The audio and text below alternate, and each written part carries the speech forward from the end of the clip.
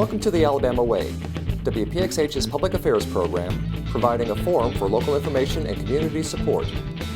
If you'd like to be a guest on our program, please call us at 870-4404 or fax us at 870-0544. Good morning, and thank you for being here with us on the Alabama Way. This morning, our studios were so excited that the Jimmie Hale mission is taking over our studios today.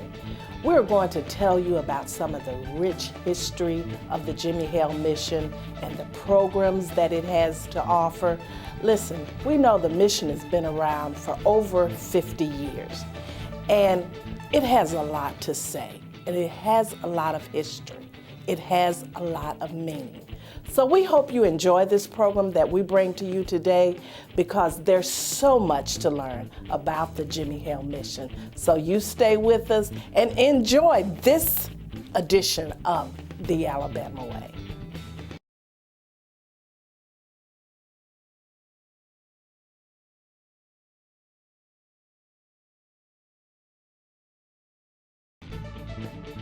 You're watching the Alabama Way on WPXH Ion Media.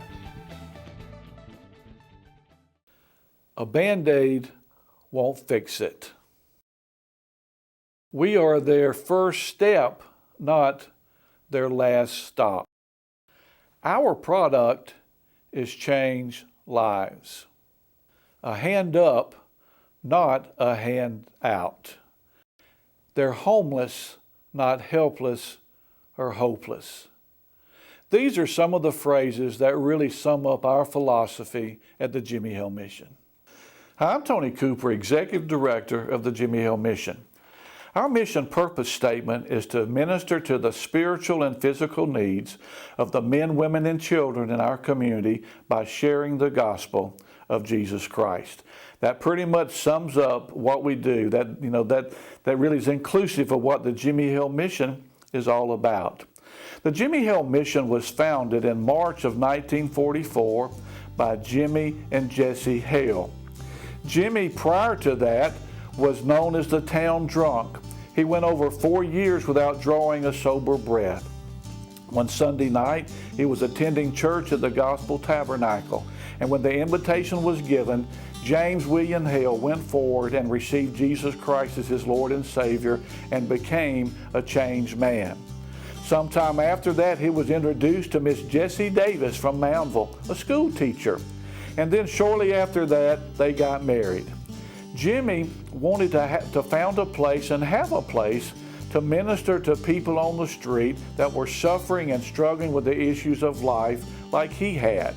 He knew firsthand what it was like to be addicted, what it was like to be on the street, what it was like to be homeless, what it was like to be on the receiving end of unkind comments and stares. But he also knew what had changed his life, and that was inviting Jesus Christ into his life. And just like 2 Corinthians 5:17 says, he became a changed man. He became a new person.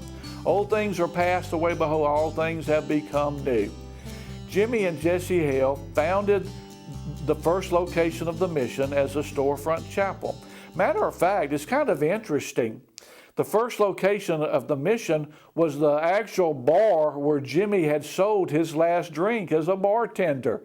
I know God is more interested in people than he is buildings, but God converted this bar into a storefront chapel, and that was the first location of the Jimmie Hale mission. For the next 8 months, that's what happened. Jimmie and Miss Jessie worked there as a storefront chapel. Didn't have a kitchen to feed people, didn't have a shelter to house people, just had Bible studies, and gospel services there, and would invite people off the street to come into that. It's interesting that 8 months later, in November of that same year, 1944, Jimmie passed away and went on to be with the Lord, leaving behind now Miss Jessie, a 27-year-old widow expecting their first child, and really no place of their own, and really no money coming in. It was very challenging. Miss Jessie is indeed our matriarch. It would have been easier for her to go back to teaching school, But she was a woman of faith. She wanted to continue the work that her and Jimmie had started, so she stayed the course. And for those next 10 years, it was very challenging, very difficult. She continued to pray, and God continued to meet their needs. She prayed that God would send a man, because this was a men's mission, and here you had a lady heading up a men's mission. So she recognized that a man needed to be a co-laborer with her and needed to be involved to come along and work side of her. And so 10 years later, in 1954, God sent a man named Leo Shapura. He was a student at Southeastern Bible College, and he began a part of the work there with Miss Jessie. And for the next 10 years, they were co-laborers. Starting in 1954, that's when they moved to the location on 3rd Avenue North and 24th Street. That's when we had our first kitchen and could start feeding people. Had a few beds, I think about 12 or 16 beds, and could start housing people, and remained at that location for probably the next 50-something years. We were there on the corner of 3rd Avenue North and 24th Street. And so that's when the people began to discover the mission. Churches got involved, volunteers came, businesses got involved, support started coming in. And so that's when the growth actually begun, was in 1954.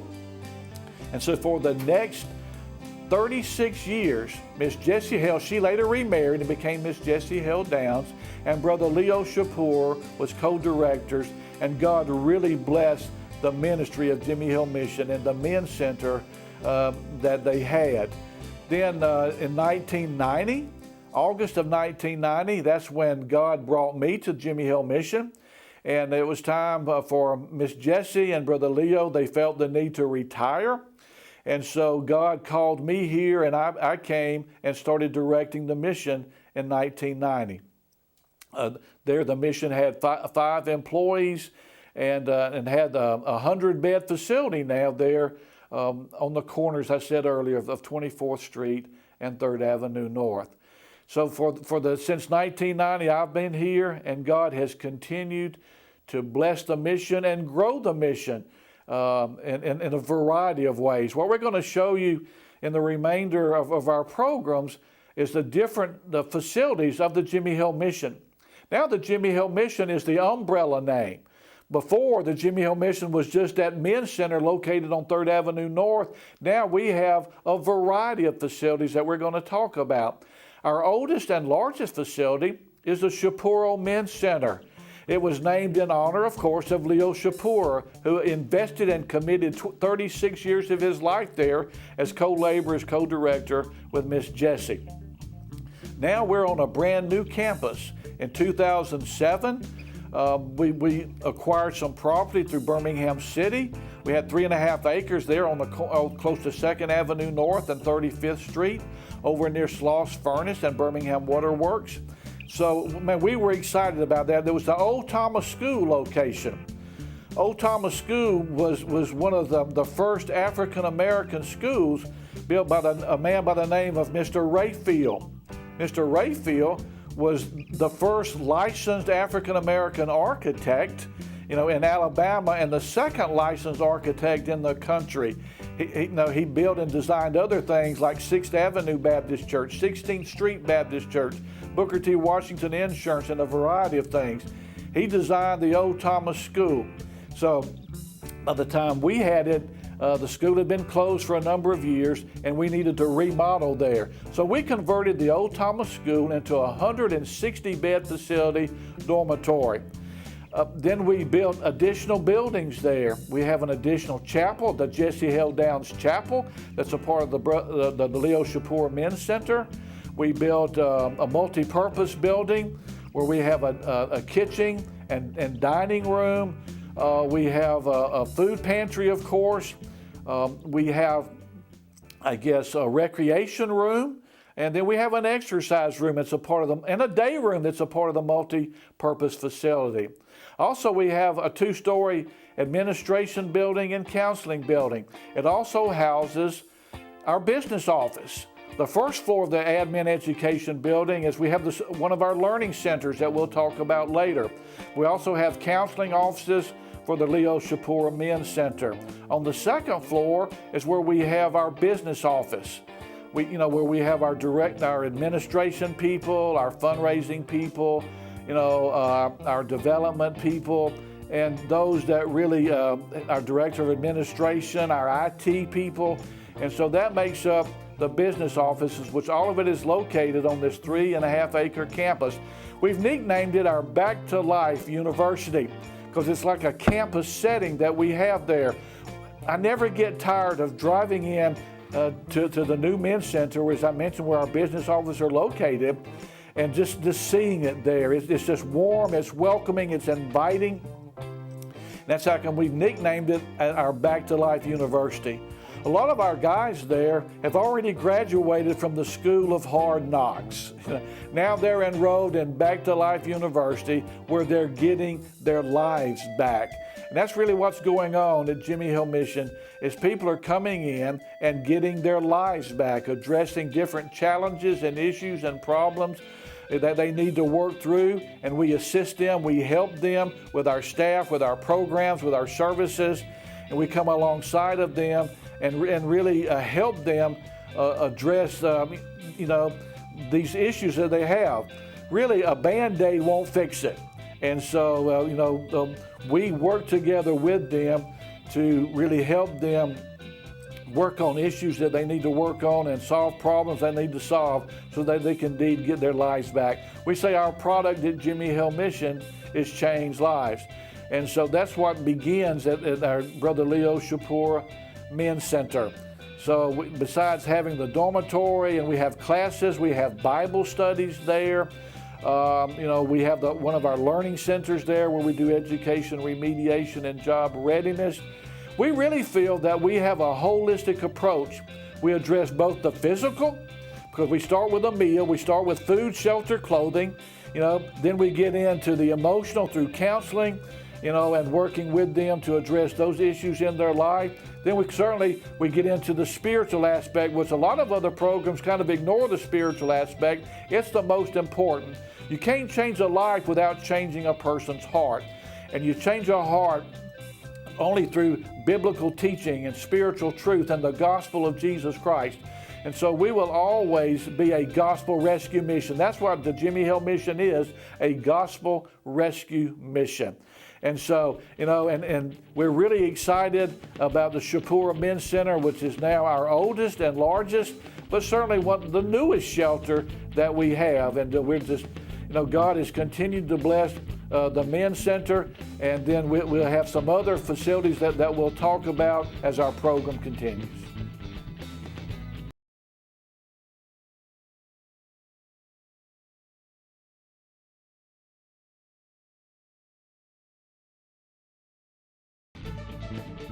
You're watching The Alabama Way on WPXH Ion Media. Hi, I'm Tony Cooper, Director of the Jimmie Hale Mission. On our last segment, if you missed it, we kind of talked a little bit just about the history of Jimmie Hale Mission. Then we spent a little time talking about our Men's Center, our Shapura Men's Center, which is our oldest and largest facility. Now we want to spend a little time talking about our second facility, which was our first expansion project after I came in 1990. It's called the Royal Pines Center. Royal Pines is located in the Bangor area of Blount County, I guess close to Hayden and Garden City there. We're on 73 acres. We're a rural setting, and I'm an old country boy, so I really like the country. We have a 40-bed facility there, and at Royal Pines, we take a biblical approach to substance abuse. We're kind of a 12-step biblical program. That's what we use, teaching the Bible, looking at what the Bible says about addiction and challenges and issues and problems that we have in our life, and looking at a biblical solution to how a person overcomes substance abuse. Royal Pines, as our program there, consists, as you can imagine, of Bible studies. We have books that we use, 10 Basic Steps Towards Christian Maturity, So we'll have every weekday, we will have a Bible study class. We will have conquering chemical addiction classes. We will have overcoming darkness and looking at the bondage, spiritual bondage and different things that people have become subject to, and how do you break free from the bondage breaker. That's another class that we teach there. We have a good staff there. We have counselors there. We have volunteers that come in. And so we're really excited about Royal Pines Center of the Jimmie Hale Mission. We opened it in 1995. That was our first, as I mentioned, our first expansion project after I came in 1990. We already had the property, but we didn't have the money to expand. And God sent us some volunteers from different churches that came, and really most of the labor there was from mission groups from different churches in the area. God provided the money to provide the materials, but the volunteer was provided, as I said, from mission organizations and churches locally. And that was fun. I was there. I got kind of introduced to putting on a roof, and learn how to be a part of that. And it was an exciting time. I can remember when the building was complete and we had our dedication service in November of 1995. I remember getting there early on a Sunday and just walking through, and it just brought tears to my eyes to see how God had raised up this facility, because a lot of missions around the country have rural settings, and you can kind of get people out of the distraction of downtown and get them out in the country, and it's just more relaxed and more serene, quiet setting, and so I just enjoy having that aspect, that rural setting at Royal Pines. A story that I always like to tell about Royal Pines is it's a 16-week residential program. And when we get to the end of the program, we have a very informal yet meaningful graduation service. So each client that has finished 16 weeks, we recognize them, as I said, in a recognition service. And a part of that, the other peers on the program get to congratulate them and just compliment them, because it takes a lot to put in 16 weeks, and to really work on some challenging issues and to make a new start, if you will, and begin a change in your life. And so at the end of that, we want to recognize those people. And then they get to share their testimony of how God has blessed them during their time at Royal Pines. If they have family, certainly we invite family to come and be a part of this graduation service. They're presented with a Bible, presented with a certificate. And then the parents get to present that to them. Then the parents, at the end of the service, the parents get to share how proud they are of their client who's just completed this program and has hopefully made a new start in life. This one service, there was a couple there that were parents of the son who was graduating. And so, these other things had happened. The son had given his testimony. Other people had congratulated him. He'd been recognized. So it was time for the family to present the certificate to their son and just share with them how proud they were of him. And the dad was just a good old country boy like myself. He's a tomato farmer. And he really got overwhelmed with emotion. And he wasn't used to that. He got choked up and he just really could not speak. And so he kind of embarrassed by that. So he took a step back. So the mom stepped up and kind of filled in and presented the son with the certificate and told their son how proud they were of him. But I kept looking at the dad because I knew he was so proud of his son and he wanted to say something in appreciation and congratulations of his son. So I kept my eye on him. And finally, you could see him swallowing, seeing him trying to compose himself, And finally, he had done that. And to get the attention of the Royal Pines director who was in charge of the service, he raised his hand like this with his index finger to get the attention. And I looked over at my wife who was sitting beside me, and I said, baby, hold on, because I don't know what he's going to say, but it's going to be good. And then he took a deep breath, he swallowed, he put his hand around his son, And he says, a quote, he says, "I thank God for using Royal Pines of the Jimmie Hale mission to give me my son back." And at that point, he began to cry. The tears came. The emotion was just there. He and the mom and the son are hugging and crying. I'm crying, and I looked around, and there wasn't a dry eye in the house. And I leaned over to my wife, and I pointed to the guy graduating and to the family, and I said, that's why we do what we do. That exemplifies why we put forth this effort, why we raise this money, why we have dedicated and committed staff and volunteers that come, and why God provides the resources to really, because it's all about people, coming to know Christ and then recovering from whatever issues or problems they have. Royal Pines mostly is substance abuse, whether it be drug addicts, whether it be alcoholics, whether it be people struggling with meth, cocaine, heroin. Sin is not a respecter of persons. And so there, but by the grace of God, go I. You hear that a lot, and that, so Royal Pines helps us work with people by sharing the gospel that changes their heart, changes their life.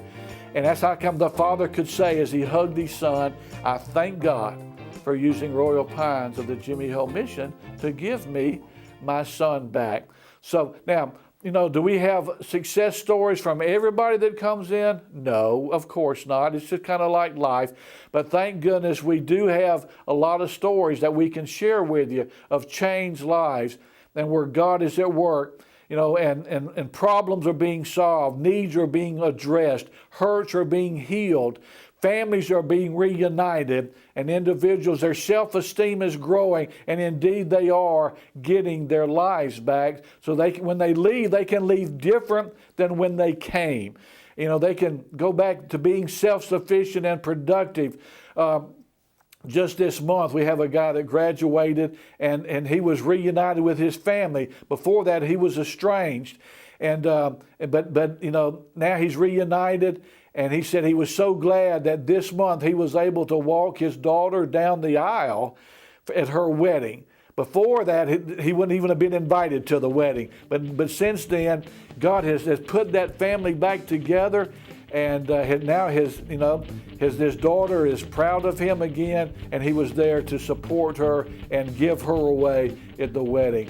That's just some of the good things that are happening at Royal Pines of the Jimmie Hale mission.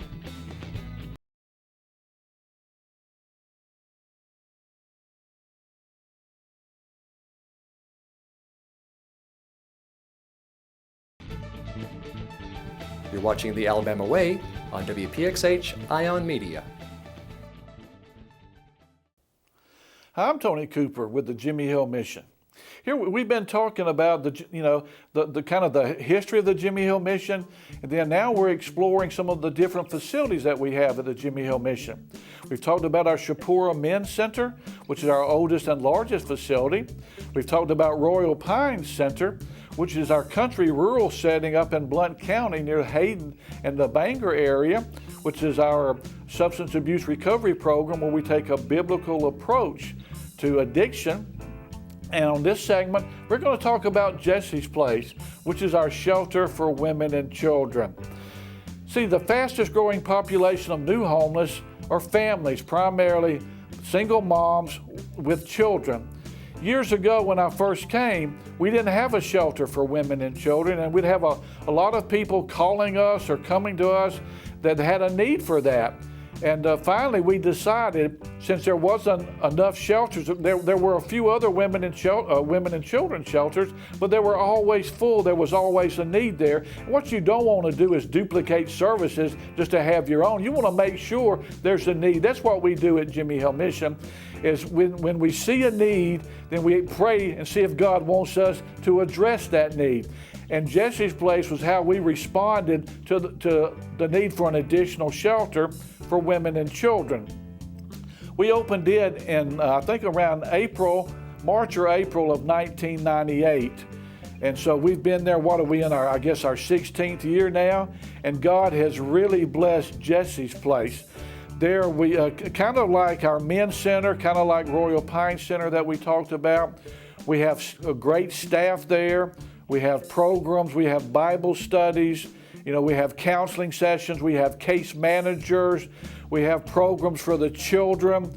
We have volunteers that come in that teach the Bible studies, and we have chapel services there. And so we're really excited about now that we have our own shelter for women and children. When our business office used to be there at Jesse's place before we grew and then moved it to another location and kind of needed the space that we were taking up there for Jesse's place. But I remember a story. There was a little boy. His name was Chris, a little 5-year-old boy. It was the cutest little fellow you ever seen. His mom was expecting another child, and he and his mom were in the playroom, which was right across from the office. And see, the children were told not, they could go to the library, they could go to the play area, but really they shouldn't be coming to the business office. So he and his mom were in the playroom across the street from the business office, and she got called away to the phone, and so he was there in the playroom all by himself. And so what he did, he kind of looked around. Kids get bored, little 5-year-olds, inquisitive mind. And see, he was told, hey, you should not go in the business office. So what happens when you tell a little 5-year-old that he shouldn't do something? He wasn't rebelling. It just he became inquisitive. So I was kind of watching him out of the corner of my eye. And he came to the corner of the playroom. He looked one way, he looked the other way to make sure the coast was clear, and then he looked at the business office. And he kind of eased across, and he got to the door of the business office, and he kind of looked around to see why he wasn't supposed to be there, So eventually he just kind of got enough courage, and he stepped into the business office. A staff member who was at the computer wasn't paying any attention. Then he saw little Chris come into the business office. And they looked at little Chris, not to scold him, not to hurt his feelings, not to reprimand him, but just to remind him. They said, Chris, okay, what are you doing here? Meaning, why are you in the business office? Now, you're not supposed to be here. Kind of go back over to the playroom. See, but when Chris heard the question, what are you doing here? He didn't interpret it as why he was in the business office. He thought the question was why he was at Jesse's place. And immediately he responded to the question, why are you here? He said, he looked around and he says, why I live here. And he looked back at the staff member kind of like, what are you doing here? Why are you here? And I tell that story because, Chris was comfortable, for this time in his life that was challenging for him and his mom and his family. He felt at home. He felt comfortable. And that's what we like. See, Jesse's place for the women and children that come is really a temporary home, and we become a temporary family for them. And so we help them get back on their feet. We help moms meet the conditions of DHR so they don't lose their kids and can keep their families together.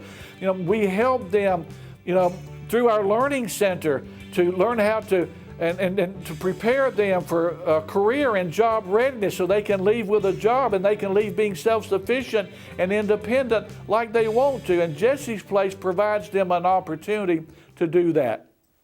When I think of Jesse's Place, I think of another story. Anytime, a mom or a lady or a family comes in, they have to do an interview.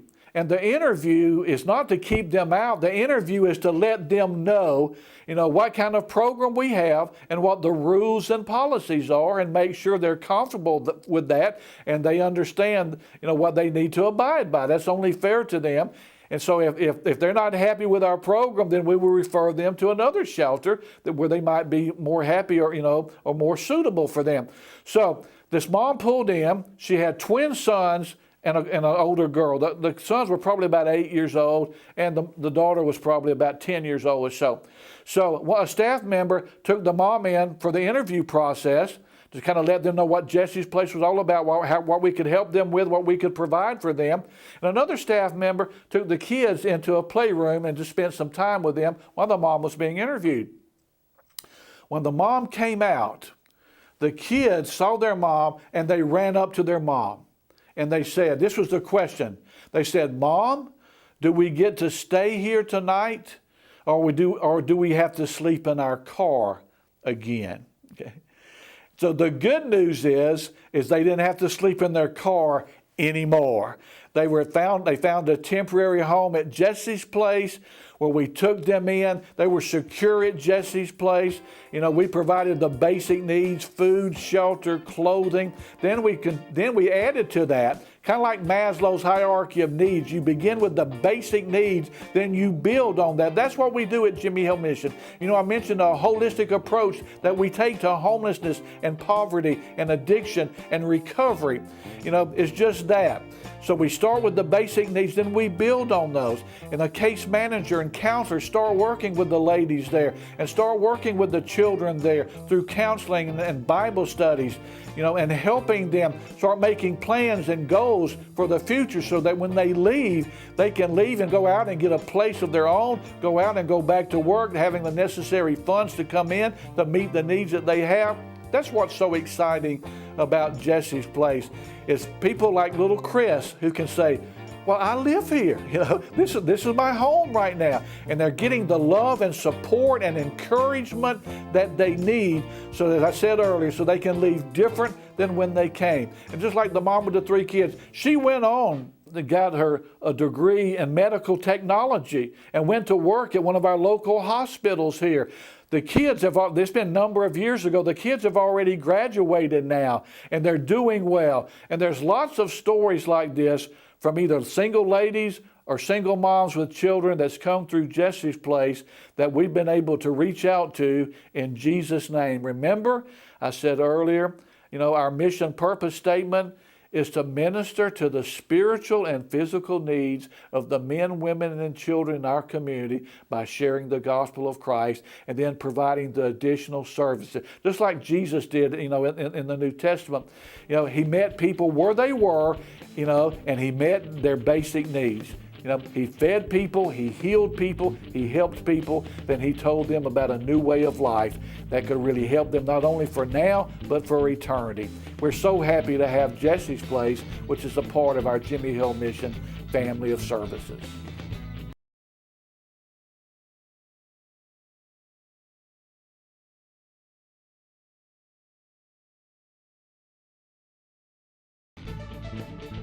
You're watching The Alabama Way on WPXH Ion Media. Hi, I'm Tony Cooper with the Jimmie Hale Mission, and what we've been talking about in previous segments is really the family of ministries of the Jimmie Hale Mission. We started off by talking a little bit about our history, you know, about how we were founded. Then we talked about our oldest and largest facility, the Shapiro Men's Center. Then we talked about our first expansion project, which was Royal Pines Center, which is our substance abuse recovery program up in Blount County. Then last segment, we talked about Jesse's Place, our shelter for women and children. And, you know, and God loves everybody, you know, but I'm so happy that we have a place now for families and women and children, not just men. Yeah, the men's important, but, you know, I'm glad we kind of rounded it out by having Jesse's Place, a shelter for women and children. We're going to kind of continue that theme on this segment, talking about children. We're going to talk about Discovery Clubs. Discovery Clubs is kind of the baby ministry of Jimmie Hale Mission. This was a ministry that was already in existence before we adopted it and took it into our family of ministries under Jimmie Hale Mission. It was founded by John Glasser, who founded Better Basics, which is used in a lot of our school system now. It's kind of a volunteer thing that comes in and alongside of our schools, and it's really got a good reputation. It kind of enhances our school program, Better Basics. But he saw a need of having kind of a Christian form of Better Basics, and it's called Discovery Clubs. Discovery Clubs are after-school Bible clubs in public elementary schools. I'll say that again. After-school Bible clubs in public elementary schools. To me, that's awesome. My wife and I were supporters of Discovery Clubs, and what we were seeing through the newsletters that we were getting, that Discovery Clubs, one, needed more volunteers and needed funding. And so we prayed about it. Our board prayed about it. The board of Discovery Clubs prayed about it. We approached them and said, hey, how would you like to come under the umbrella of Jimmie Hale Mission? And so that's what they did. I think in February of 2012, they came a part of Jimmie Hale Mission. And see, after-school Bible clubs, they're like Sunday school classes. It's 1 hour a day, 1 day a week during the 23 weeks that school is in session. And what you'll see is it's a 60-minute class. You know, we'll tell Bible stories just like you do in Sunday school or Vacation Bible School. We'll play games. We'll sing songs. You'll have snacks. Got to have snacks. You know, for the kids, they look forward to all of it. But it's very volunteer driven. And so you'll see we'll use at least 4 volunteers per every club. You say, well, how can you have a Bible club in a public elementary school? Well, number one is after school program. Back in, I think it was 2001, I think the Supreme Court ruled if you have any kind of after-school program, then you can't discriminate against religious programs or Christians programs. So that's what motivated Mr. John Glasser to start promoting Discovery Clubs in our public elementary schools. Now, it's after school, okay, and it's strictly voluntary. It has to have parental permission. And the schools love us, the parents love us, the kids enjoy it. So it really is a win-win situation for everybody. What we're doing there is teaching Bible stories and teaching biblical truth. No, we're not preaching at kids. We're not scaring kids. We're not beating kids over the head with the... No. It's a very, as you can see on video, it's a very fun type setting. Kids are having a blast. Volunteers are having a blast. But yet we're helping establish character. We're helping lay a foundation for a child to build their life on so that 10 or 15 years from now, you know, they've laid a foundation and are making good choices and right choices so they aren't visiting my shelter at Jesse's Place or Royal Pine Center or the Men's Center. So that's why I get excited about Discovery Clubs. We're in 32 schools. We have over 100 clubs in these 32 schools because the clubs, as you can see, are small groups. You know, about 8 to 10 kids maybe, and we'll have boys will be with the boys and girls will be with the girls, and there may be a variety of clubs, as you can see, in one school. The challenge is, and something for you to pray about, the challenge is more schools want us involved. We could be in more schools, but it requires volunteers. The challenge is most of these clubs are conducted at 3 o'clock in the afternoon. And so, you know, if you have people working, then they're usually at work, and it's hard to get off for that. If you have even moms that are stay-at-home moms, they usually have kids coming home from school, so, you know, they can't participate like they want. But I know there are people out there, retired people, senior adults, or others that are able to have that, you know, that time 1 day a week. And so just pray about that and pray that God will send us more volunteers so that we can be in more schools around the Birmingham metropolitan area. The good news is that even though we're not in the schools during school time, we're seeing the same kids. We see about an average of 1,000 plus kids a week that we're helping share God's love with them and helping establish a foundation, as I said, and establish character in their life to help them make good choices. I get excited about, as you can see, about Discovery Clubs. It's such an opportunity that we have. We view it as a preventive arm of Jimmie Hale Mission. Like I said, let's get to them early. Let's reach them early so they don't make some of the bad choices and bad decisions that get them in trouble down the road where they have a need to come to one of my shelters. I'll tell you a quick story about Discovery Clubs. Back a couple of years ago, remember we was having a lot of bad tornadoes, bad weather come through. And this little boy that had attended Discovery Clubs, he went home and his family, they were not attending church any place. They really didn't have a lot of spiritual activity in their home. And so, but now then, buddy, it was tornado warnings were out. Bad weather was coming. They lost their electricity.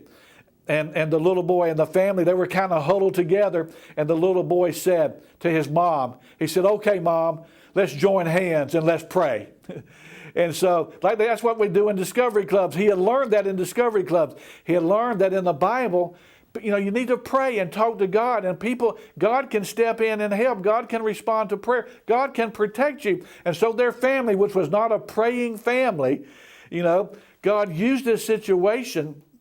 And this family, they joined hands, dark in their home, bad weather outside, tornado, coming in their direction, and they prayed. And the mom wrote a little note to us at Discovery Clubs saying how much that impressed her, and God used that. Now, not only do they appreciate Discovery Clubs, now they're involved in church, and they're a family that's having some Christian emphasis, and God is blessing their family through Discovery Club. And to me, I would encourage churches out there. That's the reason we need churches involved with us, because, see, through Discovery Clubs, you can reach the kids and then, get involved in those schools, those kids that are in your community. And then as a church, through Discovery Clubs and the kids, reach out to the families that are there and then get them involved in your church. Buddy, our country desperately needs revival. We need to repent and return, to our faith that our country was founded on. We were founded on Judeo-Christian values, and what Discovery Clubs is doing is helping us reestablish and even introduce, Bible stories and Judeo-Christian values and spiritual truth, so that people can have a foundation that will withstand the storms of life. So that's the reason, not only at Discovery Clubs, but through our other facilities, we are Christian-based. We have chapel services and Bible studies, and we just share the gospel of Jesus Christ. And so that's what Discovery Clubs is reaching kids with the gospel, and hopefully reaching families with the gospel and keeping families together. So that's the reason I get excited about Discovery Clubs. You can go online. And if you have some time, God is speaking to you, or you want to get more information, or want to get involved and be involved in Discovery Clubs, we need you. We need volunteers to reach more kids, be in more schools, and have more clubs, so that we can help them to better themselves. We're really excited about our Discovery Clubs of the Jimmie Hale Mission.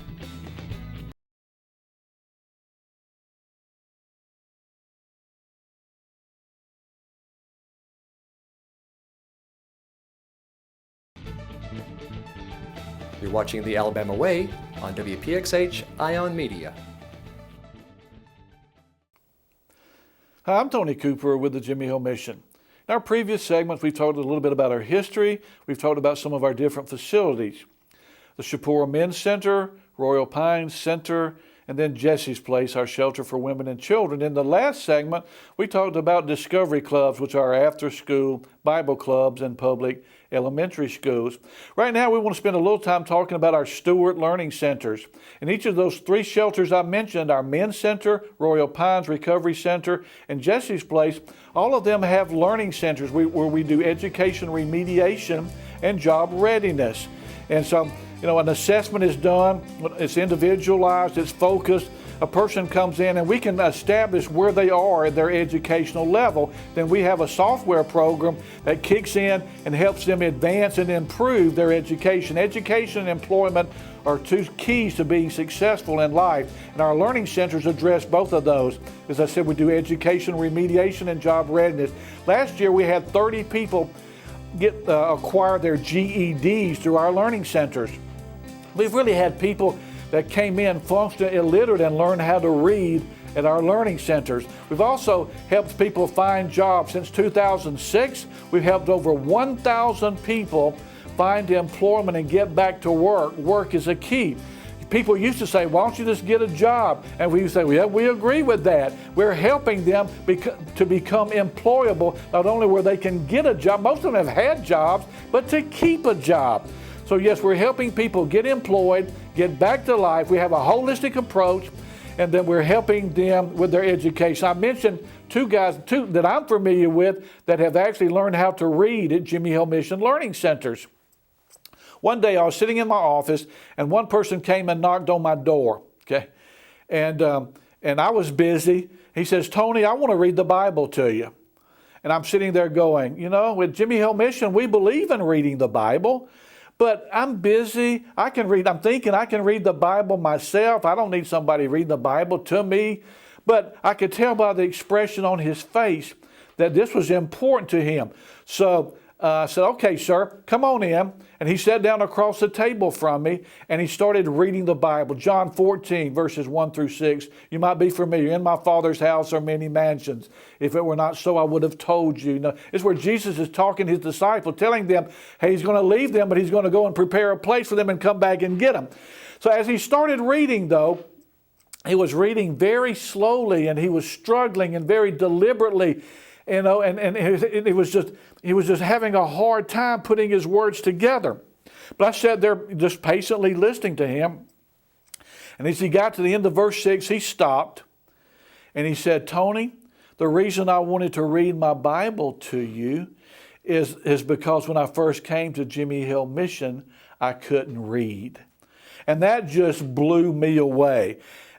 This guy now, not only did he learn how to read, now he's on my staff. We hire a lot of people that are former clients that come to our staff.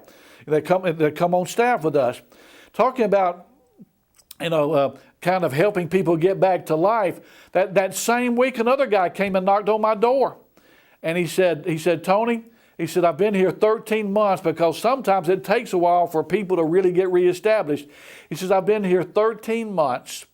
You know, and he says, I'm leaving. I just wanted to thank you for how God has blessed me and how he's used the Jimmie Hale Mission to do that. He says, I've just purchased my first home. Boy, I thought that's awesome, you know, going from homeless to homeowner. And so I love sharing those stories, those testimonies, because that's really what it's about at Jimmie Hale Mission, is helping people, you know, get their GED so they can go on, you know, or learn how to read so they can function, or helping them get back to work so they can have the income necessary to meet needs in their life. So, you know, so that's just, you see, in each of our shelters, we have the learning centers that do that. At Jesse's Place, they have their own learning center. At Royal Pines, it has its own learning center where we can help people address educational needs that they have and employment needs that they have. So you can pray with us about that, and we're looking for employers, you know. And so if you want to do like we do, you want to hire graduates from our program, then give us a call, and we'll kind of see if we can find you somebody, you know, that we can get back to work at your business or your place of work, okay? So now then, we're going to kind of slide into bargain centers. Now, we have a number of bargain centers in the Birmingham metropolitan area. Bargain center, we call them Mission Possible Bargain Centers. These are our thrift stores, our fundraising thrift stores. And here we say, you know, get a bargain and give a blessing. See, because when you come, we have quality merchandise at affordable prices. And so when you come, you can find really quality stuff. We call it gently used. You hear that a lot today. Gently used items that are still usable, still sellable, still have some use left in them. And so, you know, go to our website or give us a call, and we can let you know which of our bargain centers is closest to you. We have several in the Birmingham area, but also we need your donations. We need your gently used items of clothing and furniture and household items and miscellaneous merchandise to donate to us, because you got to have merchandise to sell. But, you know, so give us a call. You can get a tax receipt on that, and you know, and then we have stuff to sell to people that don't have money to buy new stuff. So even our bargain centers have a ministry of their own. They're providing quality merchandise at affordable prices. And so they're helping people stretch their dollar. A lot of people, you know, in our downturned economy, just having a tough time economically. And so our bargain centers are ministering to them. Also, we have a benevolence program called Corners of Your Field, where we partner up with churches. They're looking into partnering up with some schools. So give us a call. You know, if you have donated items, we'll come pick it up. You know, you get a tax receipt. You know, we sell it in our stores. People that need to purchase affordable items can do it at, without spending a whole lot of money. And then the income, all the profit goes back into Jimmie Hale Mission, so everybody wins on that. So we're really excited, about our Mission Possible Bargain Centers.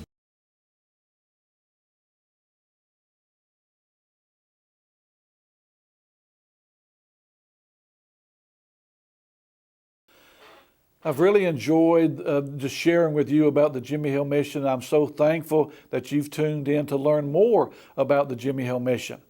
And in our program, we just shared with you a little bit about the history of the mission, our different programs and facilities. We talked about our Men's Center, our Royal Pines Recovery Center, our Jesse's Place for women and children, Discovery Clubs, which are after-school Bible clubs in public elementary schools, our Stewart Learning Centers where we do education remediation and job readiness. We mentioned our Mission Possible Bargain Centers, which are fundraising thrift stores. And so that's pretty, all those things encompass, the Jimmie Hale Mission now. If you would like to know more about just more information or how to get involved, just want to mention again our phone number. It's area code 205-323-5878, or go to our website. That's where a lot of people get information there. It's Jimmie with an I-E, J-I-M-M-I-E, JimmieHaleMission.com. If you choose to give, we have a secure donation page there, or you can just get more information about all of these things that we've talked about in this program. So I really appreciate you taking time out to share the time with you. It's been an honor on my part, and may God richly bless you.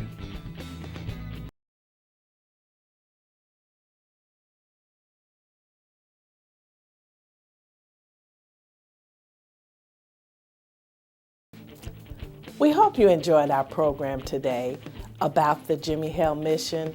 Listen, what a rich history the Jimmie Hale Mission has had in our community. Hey, thank you for joining us, and we hope to see you again here on The Alabama Way.